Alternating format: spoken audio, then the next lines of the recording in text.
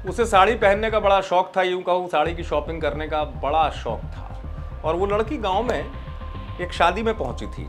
शादी की तैयारियां जैसे होती है, तो शादी की तैयारियों में लगी लड़की को एक साड़ी खरीदने की इच्छा हुई और वो अपने फूफा के साथ साड़ी खरीदने निकल गई।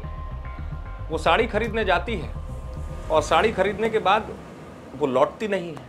फूफा घर आ जाता है। फूफा कहता है कि भाई मैंने तो उसको यहाँ घर के पास ही छोड़ा, लेकिन वो लड़की गई कहाँ थी। दरअसल कत्ल की ये वारदात काफ़ी हैरान करने वाली थी पुलिस के लिए भी। जबलपुर की खमरिया पुलिस रोज़मर्रा की तरह अपना काम कर रही थी और वहाँ पर एक फैमिली पहुँचती है कि उनकी बेटी गायब हो गई है। बेटी का पता नहीं चल रहा। शादी में आई थी और गांव में कपड़े खरीदने गई थी आसपास बड़े मार्केट में, लेकिन उसके बाद उसका पता नहीं चल रहा है। और जिसके साथ गई थी वो तो बता रहा कि उसने यहीं छोड़ा था, क्योंकि वो भी घर का ही व्यक्ति था।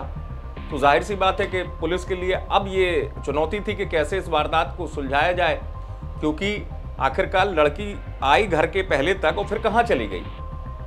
ठीक है, पुलिस उसके बाद मौके पर पहुंचती है, घर के आसपास गांव में तलाशी लेती है और पुलिस जब खोजबीन करती है तो उसी घर के कुछ लोग पुलिस वालों को धीरे से कहते हैं कि हमको शक जो है इस लड़की के फूफा पर है, वही फूफा जो इसको शॉपिंग कराने ले गया था।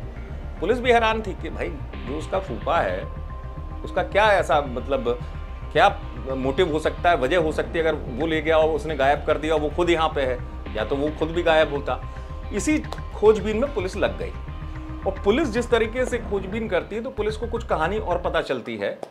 एक मोबाइल से राज खुलता है और वो मोबाइल ये था कि उसी फूफा के मोबाइल पर घर वालों ने कहा कि अगर तुमने वहाँ छोड़ा था तो फिर तुम उसके बाद क्या कर रहे थे। तो उन्होंने बताया कि मैं तो अपने किसी दोस्त से बात कर रहा था और उसने भी देखा है, उसने ये कह दिया उसने भी देखा है कि मैंने उसको यहाँ तक छोड़ा था। बस फिर जैसे ही घर वाले कहते कि तुम फ़ोन लगाओ, बात कराओ, वो शख्स बात कराने से इनकार कर देता। यहीं से पुलिस को कड़ी मिलती है।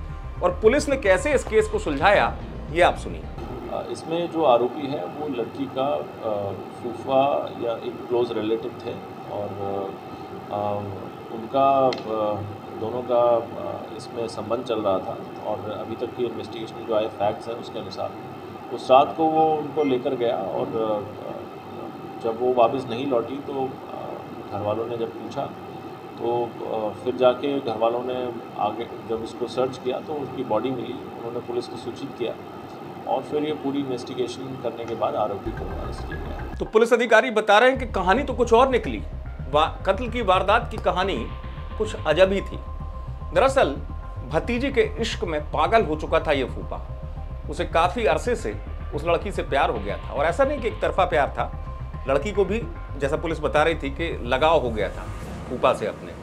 और यही वजह है कि दोनों की काफ़ी समय से ये संबंध जो है चल रहे थे। वो शादी में आई थी तो शादी में वो लेके जब गया शॉपिंग कराने तब तक तो सब ठीक था, लेकिन पास में शॉपिंग के बाद जब ये लोग निकले तो गांव में जैसे नहर होती है, एक नहर थी, उससे पहले ये लोग बात करना शुरू करते हैं और उसकी बहस हो गई, क्योंकि लड़की ने अब ये कह दिया था मैं आगे आपके साथ किसी भी तरीके के रिश्ते को नहीं रखना चाहती। उसने बहस करना शुरू कर दी।